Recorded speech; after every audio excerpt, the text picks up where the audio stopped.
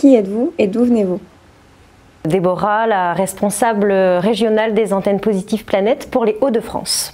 Pour la petite histoire, donc moi ça va faire 8 ans que je suis chez Positive Planète. Cette année, j'ai soufflé mes 8 bougies et j'ai connu l'association en tant que porteuse d'un projet. C'est-à-dire que moi aussi j'ai voulu créer mon entreprise et puis de fil en aiguille, finalement je suis passée de l'autre côté de la barrière. C'est quoi être responsable régional chez Positive Planète?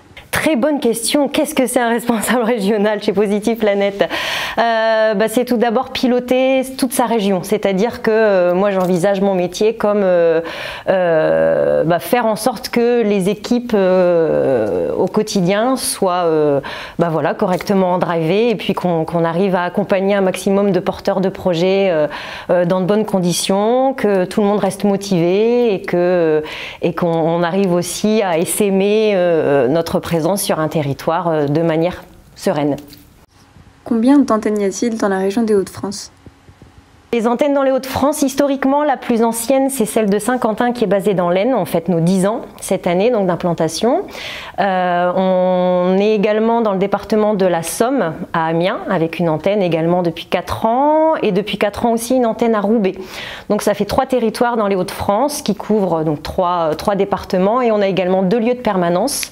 Une permanence à Lille et une autre permanence sur la communauté de communes de Chauny-Ternier-la-Fère dans l'Aisne. Combien de personnes sont accompagnées chaque année?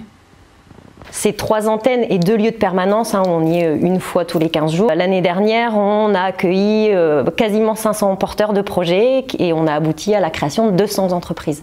Donc de tout secteur d'activité. Et combien de temps dure un accompagnement?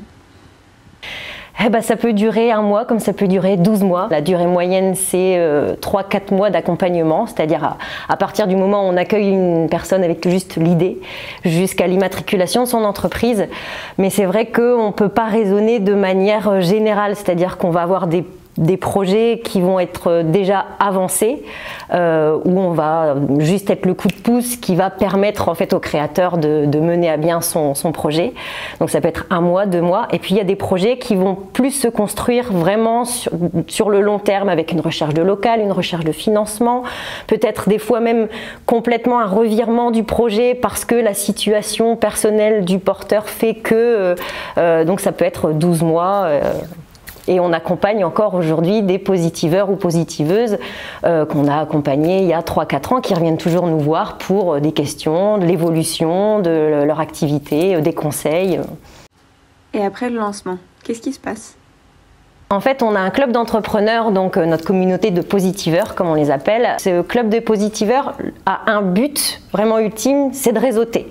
C'est-à-dire qu'une fois qu'on a accompagné l'entrepreneur, le but c'est de ne pas se retrouver seul en tant que jeune chef d'entreprise et de pouvoir partager les bons plans, partager les galères aussi, aborder des thématiques qui vont ne concerner que les entrepreneurs en particulier. Donc une fois par trimestre, on organise des rencontres, que ce soit alors sous format apéro plus le soir ou petit-déj le matin, parce qu'on essaye aussi de couvrir un maximum de rythmes et d'activités différentes. Et comme je le disais tout à l'heure, le but c'est vraiment de rassembler une douzaine de positiveurs pour échanger, réseauter et aborder la thématique. Ça peut être la recherche de financement, ça peut être la e-réputation.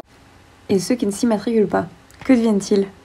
C'est très important, c'est ce que je dis toujours aussi quand on embauche quelqu'un au sein de Positive Planète, donc un conseiller ou une conseillère experte en entrepreneuriat. C'est que notre première mission évidemment c'est de conseiller, mais la deuxième c'est aussi de déconseiller. On n'est pas juge en fait du projet, il n'y a pas de bon ou de mauvais projet. Parfois, il y a un moment plus ou moins opportun. Donc le delta entre les 500 personnes qu'on aura accueillies et les 200 personnes qui auront immatriculé, oui, il y a 300 personnes qu'on aura essayé en tout cas de faire prendre conscience que c'est pas le bon moment pour entreprendre, qu'il faut peut-être se réorienter, se former, passer par le salariat ou faire aussi des stages de découverte. Les Hauts-de-France sans Positive Planète, ça ressemblerait à quoi?